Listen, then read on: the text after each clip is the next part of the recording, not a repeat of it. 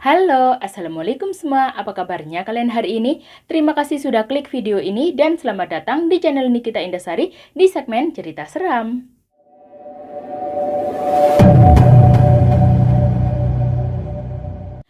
Jadi, segmen cerita seram kali ini aku akan menceritakan cerita pengalaman horor yang dialami oleh warga Twitter atau cerita-cerita horor yang ditulis di Twitter. Cerita seram yang pertama berjudul Diganggu Jin di Poligigi yang ditulis oleh Kak Pika di akun Twitternya. Nah, ini dia akun Twitternya, nanti aku akan tampilkan di sini ya. Jadi, Kak Pika dan sahabatnya ini adalah mahasiswa keperawatan.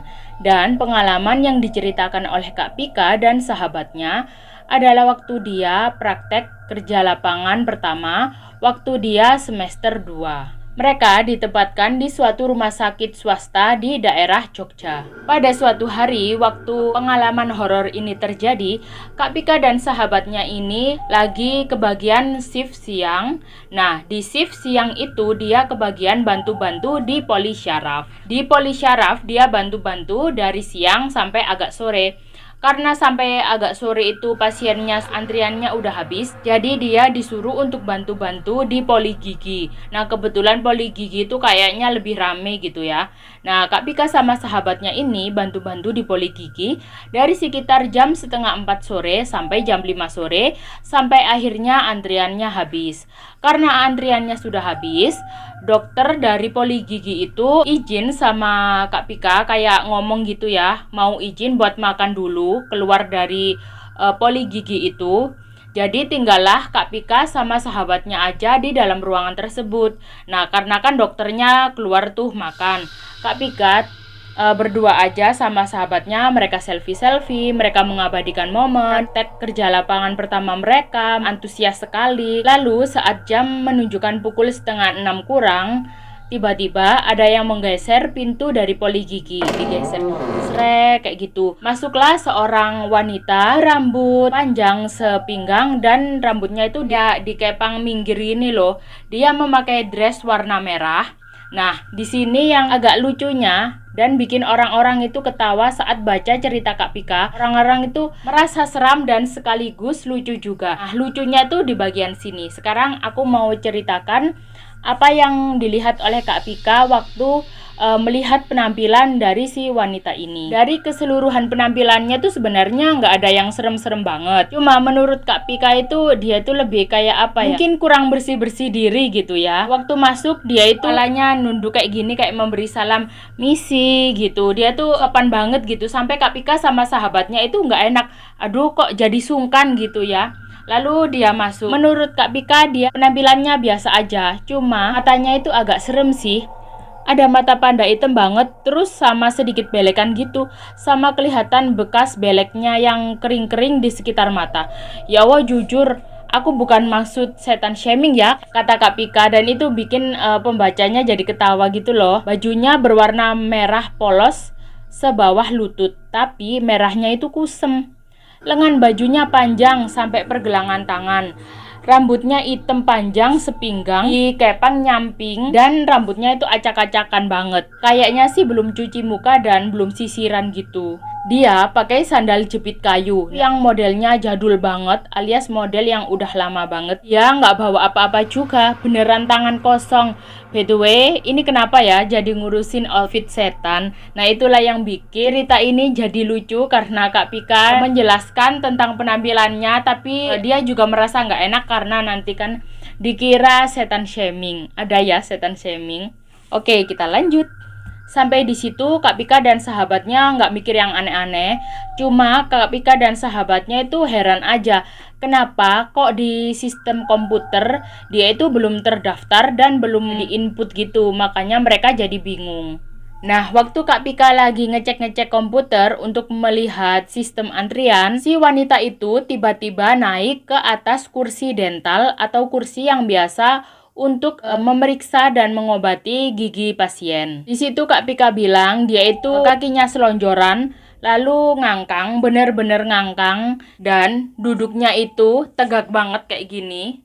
Lalu dia tuh nggak nyender ke sandaran kursi, sambil kepalanya tuh mendongak kayak gini melihat ke atas. Dia tuh kayak melihat ke atas sambil terdiam gitu. Nah, Kak Pika sama sahabatnya yang kelihatan mulai ketakutan lah. Siapa yang nggak ngerasa aneh sih? Mungkin nggak takut ya, tapi ngerasa aneh nggak sih kalian kalau melihat orang yang udah penampilannya acak-acakan, tingkahnya aneh? Nah, kayak Kak Pika sama sahabatnya tuh jadi bingung sendiri cara ngadepinnya gimana. Selain cara duduknya yang aneh, cara bernafas si wanita ini juga aneh. Dia itu bernafas dengan cepat banget sampai terengah-engah gitu.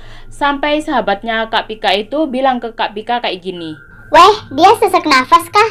Apakah perlu diperiksa dulu? Nah, dari situ sebenarnya mereka itu mau melakukan asesmen awal supaya waktu dokternya tiba tinggal melakukan tindakan aja. Tapi karena tingkahnya yang nggak lazim, jadi Kak Pika sama sahabatnya tuh jadi sungkan gitu sama dia.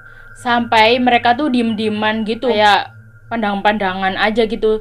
Dia tuh posisinya nggak berubah, tetap duduk selonjoran, mengangkang dan kepalanya ke atas. Sampai Kak Pika sama sahabatnya tuh ngebatin sendiri, itu emang nggak pegel apa lehernya mendongak ke atas terus. Setelah 10 menit diam-diaman mereka bertiga di dalam ruangan ini, sahabatnya Kak Pika nanya ini sama mbaknya. Maaf, namanya siapa? Mau dicatat dulu? Nah, waktu ditanyain namanya, dia itu emang menjawab, tapi sambil bisik-bisik dan lirih banget. Tentu aja dengan posisi yang aneh tadi itu nggak berubah sama sekali. Menurut Kak Pika, mulutnya gerak sih, dan jujur itu geraknya mangapnya lebar. Dan kayak dikasih efek slow-mo banget gitu, kayak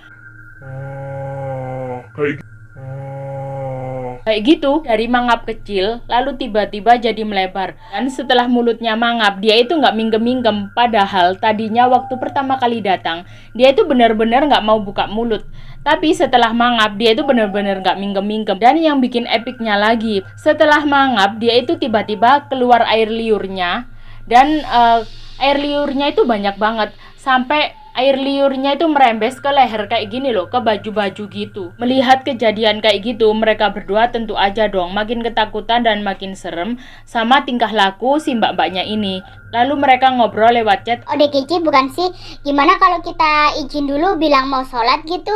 Lalu Kak Pika bilang ke mbak-mbaknya ini mau izin, mau keluar dulu, mau panggil dokternya. Tuh si mbak-mbaknya masih tetap dengan posisi yang sama, duduk nggak senderan, menghadap ke atas dan tetap mengangkang. Lalu mereka keluar dan jalan ke ruang dokter. Untuk mencairkan suasana, temennya Kak Pika tadi bicara sama Kak Pika. Kasian ya, mungkin saking sakitnya kali ya giginya.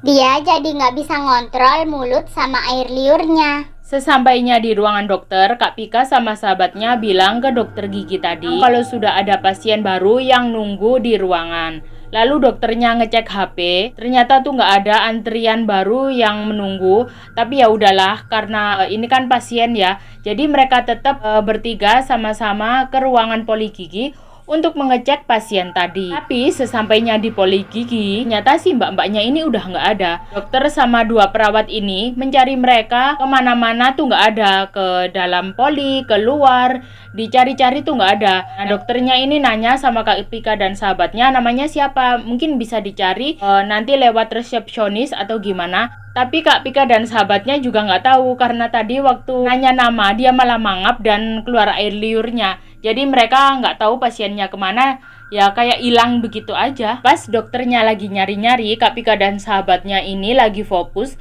sama kursi dental yang diduduki sama mbak-mbak tadi. Di kursi tersebut banyak banget cairan yang diasumsikan sama mereka sebagai air liur dari mbak-mbak tadi. Menurut Kak Pika, cairan itu konsistensinya kayak air liur pada umumnya. Bening cair tapi bau banget. Kak Pika sama sahabatnya ini bersihin pakai tisu dan buang ke tempat sampah infeksius. Setelah mereka nyari-nyari pasien ini dan gak ketemu, mereka akhirnya menutup poli karena pasien juga udah nggak ada atau udah habis pada hari itu. Mereka memutuskan untuk sholat.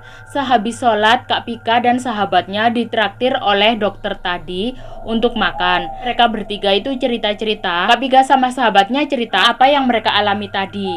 Tapi si dokter ternyata menanggapinya dengan santai aja dan cuma mengatakan itu udah biasa, nggak usah terlalu dianggap serius. Nah, tapi Kak Pika sama sahabatnya tetap aja dong masih kepikiran karena kejadian itu bener-bener real dan nyata, bahkan ada air liurnya loh. Setelah kejadian itu, Kak Pika dan sahabatnya pikir kejadian itu udah berhenti sampai di situ.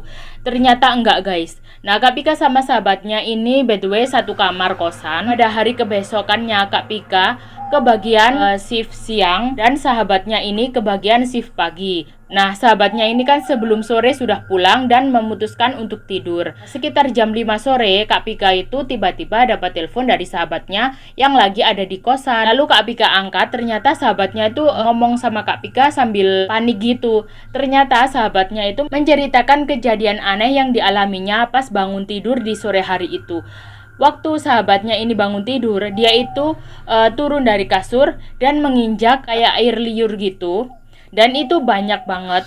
Sahabatnya ini tentu histeris dong karena air liurnya ini mirip-mirip dan bahkan hampir sama air liur yang ditemukan di ruangan poli gigi kemarin sehabis ada mbak-mbak misterius itu.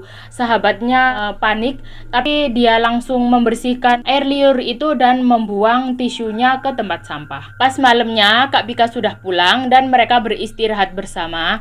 Nah, waktu mereka tidur sekitar jam 3 pagi, mereka itu mendengar orang kayak ngeludah gitu dan suaranya itu kenceng banget. Bahkan kayak bukan ngeludah, kayak muntah gitu. Setelah dicek, ternyata nggak ada apa-apa. Kak Pika dan sahabatnya mencoba tidur kembali. Baru aja mereka mencoba tidur kembali, mereka tiba-tiba mencium bau yang menyengat banget. Dan baunya itu seperti bau luka penyakit gula atau penyakit. Karena baunya ini menyengat banget, jadi Kak Pika dan sahabatnya memutuskan untuk mengecek lagi kira-kira sumber baunya ini dari mana. Nah, waktu mereka melihat-lihat, ternyata kalian tahu sumber baunya itu dari tembok. Iya, tembok. Bener-bener dari tembok. Dan ternyata itu tuh air liur yang sama kayak yang dijumpai sama sahabatnya tadi sore dan yang dijumpai mereka di poli gigi kemarin itu. Karena mereka merasa cairannya itu sama, baunya juga sama, jadi mereka kepikiran kejadian di poli gigi kemarin yang ada mbak-mbaknya itu. Tapi karena mereka merasa ini cuma di pikiran mereka doang, jadi mereka ya diem-dieman aja gitu sambil lihat-lihatan apakah bener sih kejadian ini make sense dan nyata. Dan kejadian teror lendir itu nggak sampai di situ. Kejadian teror lendir ini berkelanjutan. Nggak pernah ada habisnya. Kadang itu lendirnya muncul di dinding, di kasur, di lantai, di mana-mana. Bahkan kalau mereka mau mandi, kadang-kadang tuh lendirnya ada juga loh di kamar mandi. Dan suara orang ludah juga terdengar setiap malam. Karena mereka mungkin udah capek, jadi mereka berpikir positif thinking aja. Ya mungkin itu suara bapak kos kali yang lagi ngeludah. Karena mereka sudah mulai nggak nyaman, jadi mereka tuh kalau mau tidur, kalau mau berkegiatan di kamar kos, sering banget dan bahkan selalu mereka itu menyetel murotal. Dan kalau masih kedengar suara-suara yang aneh, mereka itu bahkan pakai handset yang full musik di telinganya sambil tidur. Dan kalau ada salah satu dari mereka yang shift malam, misalnya Kak Pika yang shift malam, sahabatnya ini bakalan tidur dan numpang ke kosan temennya karena saking takutnya di kosan sendiri. Oh ya, karena air liur itu di mana-mana, tentu aja dong kamar Kak Pika dan sahabatnya ini jadi bau banget. Udah dikasih pengharum ruangan, dikasih minyak wangi, diakalin pakai pengharum apa aja, tetap aja nggak mempan. Baunya itu tetap ada di mana-mana, di seluruh ruangan, di kamar mandi juga.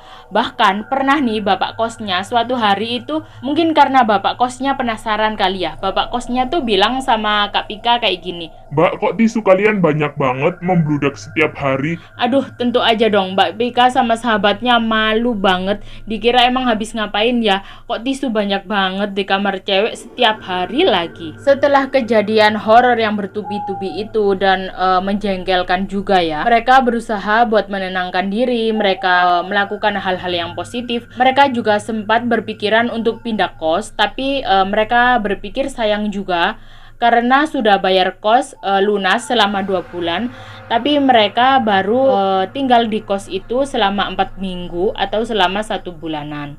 Lalu pada suatu hari teman Kak Pika ini kebagian jaga pagi. Nah kemarin itu Kak Pika jaga malam. Karena Kak Pika habis jaga malam, tentu aja paginya dia memutuskan untuk tidur di kos. Waktu jam 10-an sahabat Kak Pika ini tiba-tiba pulang ke kosan. Itu pulang sambil nangis-nangis ke Kak Pika. Kak Pika kaget Kenapa kok nangis-nangis? Sahabatnya ini menunjukkan ternyata di punggung bajunya ini ternyata banyak banget ketempelan air liur yang sama persis kayak kemarin itu. Sahabatnya itu takut banget, nangis-nangis sambil menunjukkan air liur yang ada di punggungnya, dan itu tuh lumayan banyak. Padahal pas tadi dipakai tuh nggak ada apa-apa. Sahabat Kak Pika bener-bener nangis, kejer banget sampai histeris. Dan karena di situ Kak Pika juga ketakutan, Kak Pika juga ikutan nangis. Mereka nangis bersama-sama. Segitu takutnya. Nah, ini tuh ada apa? Ini tuh masa kita diikutin kayak gitu? Kak Pika bilang, Kak Pika dan sahabatnya ini awalnya diem-dieman aja. Mereka berusaha nggak membahas tentang hal ini supaya mereka nggak kepikiran dan ketakutan. Tapi hari itu benar-benar pecah banget. Kak Pika dan sahabatnya nangis sama-sama. Dan dengan sedikit emosi, sahabatnya membakar bajunya tadi, yaitu bilang kayak gini, "Please stop ganggu kita, emang kita salah apa sih?" Mungkin karena udah stres banget, sahabatnya bilang kayak gitu. Setelah kejadian itu, Kak Pika dan sahabatnya memutuskan untuk mengungsi tidur di kamar kos teman-temannya yang lain. Mereka mengungsi di kamar kos di lantai atas. Mereka di sana tidur berempat. Nah, di situ waktu jam 11 malam Kak Pika itu tiba-tiba ketindihan. Tapi menurut dia ketindihannya itu ketindihan biasa aja, kayak ketindihan gak bisa bangun gitu. Setelah selang beberapa saat ketindihannya hilang, lalu Kak Pika lanjut untuk tidur kembali. Nah, waktu jam 3 tiba-tiba teman Kak Pika ini ada yang nangis-nangis dan kebangun. Tentu aja semuanya jadi kebangun dong. Dia cerita, katanya dia itu ketindihan dan dia melihat ada wanita yang merayap-rayap di tembok sambil meludah-ludah. Nah, kejadian itu mereka berempat jadi ketakutan dan mereka saling menenangkan diri. Akhirnya mereka nggak bisa tidur sampai pagi. Saat paginya mereka memutuskan untuk menghubungi dosen yang mengajar agama. Mereka menceritakan semua yang terjadi, semua pengalaman seram yang mereka alami beberapa waktu yang lalu. Setelah menceritakan semuanya, beliau meminta buat Kak Pika dan sahabat-sahabatnya ini tetap standby di kamar sehabis sholat Isya. Beliau memutuskan untuk memimpin doa lewat telepon. Akhirnya beliau menelpon, menyuruh Kak Pika untuk meloudspeaker teleponnya itu. Dosen agama ini mulai membacakan doa-doa. Setelah doa-doa selesai, beliau intinya meminta supaya si mbak-mbak ini nggak mengganggu mereka lagi. Terus mereka juga diminta buat ngomong sama siapapun mereka yang mengganggu mereka saat itu. Tapi karena sahabat Kak Pika ini lagi nangis ketakutan karena mengingat kejadian tadi malam, jadi cuma Kak Pika yang ngomong. Kurang lebih Kak Pika ngomong kayak gini, "Kita minta maaf kalau ada perbuatan kita yang gak berkenan atau kurang sopan. Tolong jangan ganggu kita lagi. Kita di sini cuma mau cari ilmu, gak ada maksud-maksud yang lain." Ya, kayak gitulah kira-kira yang dikatakan sama Kak Pika. Singkatnya, mereka akhirnya bisa tidur, walaupun mereka akhirnya tidur jam 1-an malam. Mereka tidur nyenyak, nggak ada bau-bau yang menyengat, nggak ada lendir-lendiran. Ya sudah, mereka tidur nyenyak sampai pagi. Waktu mereka bangun pagi dan keluar dari kamar, mereka kaget sekaget-kagetnya karena tiba-tiba mereka menginjak lendir di depan pintu. Menurut Kak Pika, ternyata sesi doa tadi itu bukan untuk mengusir si hantunya tadi, cuma untuk memindahkan posisi si hantu mengganggu mereka di mana. Jadi si hantu memang udah nggak ngeludah di kamar, tapi di luar kamar masih terjadi. Dan juga mereka masih mengalami ketindihan-ketindihan di malam-malam selanjutnya. Ketindihannya pun ini sekarang tuh nggak malam lagi, entah itu tidur siang, sore, atau pagi, tetap aja mereka itu pasti ada aja yang mengalami ketindihan di kamar tersebut. Akhirnya Kak Pika dan sahabatnya memutuskan untuk pindah kos. Walaupun uangnya nggak balik, ya sudahlah, nggak apa-apa. Lalu kalau mau numpang di kamar temannya yang lain juga nggak enak. Dan temannya yang lain juga mungkin pada takut untuk nampung mereka karena si hantunya itu terus mengikuti Kak Pika sama sahabatnya ini. Kak Pika pikir teror hantu ini sudah berhenti setelah Kak Pika dan sahabatnya pindah kos. Tapi kalian tahu, ternyata tidak. Setelah mereka pindah kos, kejadian-kejadian horor seperti yang kemarin tetap terjadi. Seperti adanya lendir, suara orang ludah, atau bahkan ketindihan. Bahkan sampai yang paling parah, Temannya Kak Pika ini ketindihan sampai dia itu sesak nafas sampai dibawa ke ruang IGD. Karena sahabatnya Kak Pika masuk ke ruang IGD, jadi orang tua sahabat Kak Pika ini datang dan menjenguk anaknya. Lalu Kak Pika menceritakan semuanya dari awal, dari kejadian awal di Poli Gigi sampai di kos-kosan. Lalu orang tuanya memutuskan untuk menginap di kos-kosan semalam. Lalu kebesokan harinya memutuskan untuk memanggil orang pintar. Di dalam kamar kos ada sekitar 6 orang, Kak Pika, sahabatnya, lalu orang tua Kak Pika dan 2 orang pintar. Pertamanya Kak Pika dan sahabatnya disuruh minum entah minuman apa, itu disuruh minum air sampai minumannya itu habis. Lalu Kak Pika dan sahabatnya disuruh bersih-bersih, mandi, keramas, bahkan sampai potong kuku segala. Lalu mereka berdua didudukan tengah ruangan, pundak mereka dipegangin sama 2 orang pintar itu. Salah satu orang pintar itu mengatakan kayak gini, Oh, bentuknya pocongan ya? Kak Pika dan sahabatnya langsung menyangkal. Ini perempuan kok pakai baju merah. Sesuai sama yang ada di mimpi sahabat Kak Pika, katanya perempuan berbaju merah merangkak di tembok. Tapi disangka lagi sama orang pintar itu. Enggak kok. Nah, di situ Kak Pika sama sahabatnya jadi bingung dong. Ini bentuknya apa sih sebenarnya? Bentuknya perempuan apa pocong? Wujud perempuan itu bukan bentuk aslinya. Emang ini perempuan, tapi wujudnya pocong yang suka ngeludah. Di situ Kak Pika dan sahabatnya merinding banget pas tahu ternyata bentuknya tuh bukan wanita, tapi si pocong tadi yang suka ngeludah. Orang pintar itu tadi juga nambahi, Ini demit suka sama kalian, tapi lebih condong ke temen kamu ini atau si sahabatnya Kak Pika ini. Kamu kurang bersih sih, jadi dia suka. Kamu juga terlalu terbuka, dia jadi tambah demen. By the way, temen Kak Pika ini kurang bersih, maksudnya itu orang yang kalau habis menstruasi, pembalutnya itu langsung dibuang, kayak diwadahin kresek langsung dibuang. Jadi nggak dicuci dulu. Nah, waktu kejadian di Poli Gigi itu, sahabat Kak Pika ini lagi menstruasi. Jadi mereka merasa perkataan orang pintar ini ada benarnya. Lalu tiba-tiba si bapak-bapak orang pintar yang satunya tiba-tiba kemasukan. Si orang pintar yang satunya lagi itu jadi kaget dan heran gitu. Loh, kok bisa sih kamu tiba-tiba kemasukan? Kan kita mau menolong anak 2 ini. Jadi si demit ini bilang lewat bapak-bapak tadi yang kerasukan, dia itu suka sama sahabatnya Kak Pika, tuh pengen nikah sama sahabatnya Kak Pika. Makanya dia terus gangguin sahabatnya Kak Pika biar sahabatnya Kak Pika tuh suka sama dia. Gimana bisa suka? Orang air liurnya baunya kayak gitu. Dan yang bikin risih, dia itu ngomong kayak gitu sambil pegang-pegang kaki dan pahanya sahabatnya Kak Pika. Ih, dasar. Mungkin saking stresnya, capek, dan marah, sahabat Kak Pika ini teriak sambil nangis-nangis dan mengatakan, Cukuplah aku kesel lo ngene iki. Duniamu wes beda. Aku juga duduk lesbi. Tambemu. Jadi kalau di bahasa Indonesia kan tuh kayak gini, cukuplah aku capek banget diginiin. Duniamu tuh udah beda. Lagian aku juga bukan lesbi ya. Mulutmu. Akhirnya setelah sahabat Kak Pika bilang kayak gitu, akhirnya demit ini mau pergi, nggak gangguin mereka lagi, tapi pakai syaratnya pengen banget ngelus kepalanya sahabatnya Kak Pika ini. Lalu sahabatnya Kak Pika ini bilang, Tapi janji awakmu ra bakal ganggu maneh. tapi janji kamu nggak bakal ganggu lagi ya. Iya Cak Ayu, aku bakal golek getih liyon nek. Iya cantik, aku bakal nyari darah yang lain lagi.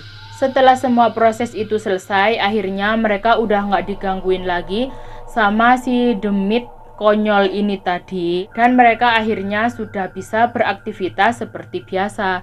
Tapi tetap sahabat Kak Pika ini harus tetap dikontrol sama orang pintar yang tadi.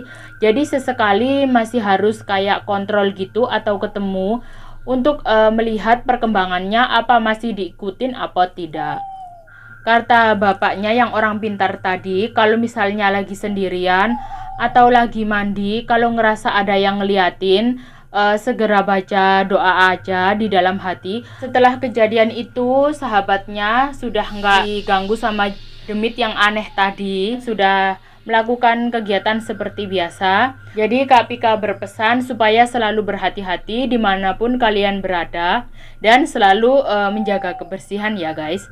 Terima kasih yang sudah menonton video aku. Semoga kalian suka. Jangan lupa di like, komen, dan subscribe. Dan kalau kalian ada cerita horor atau cerita seram yang pengen aku ceritakan, kalian bisa request atau komen di kolom komentar atau DM di Instagram aku di sini atau di email aku di sini. Dan terima kasih. Bye bye.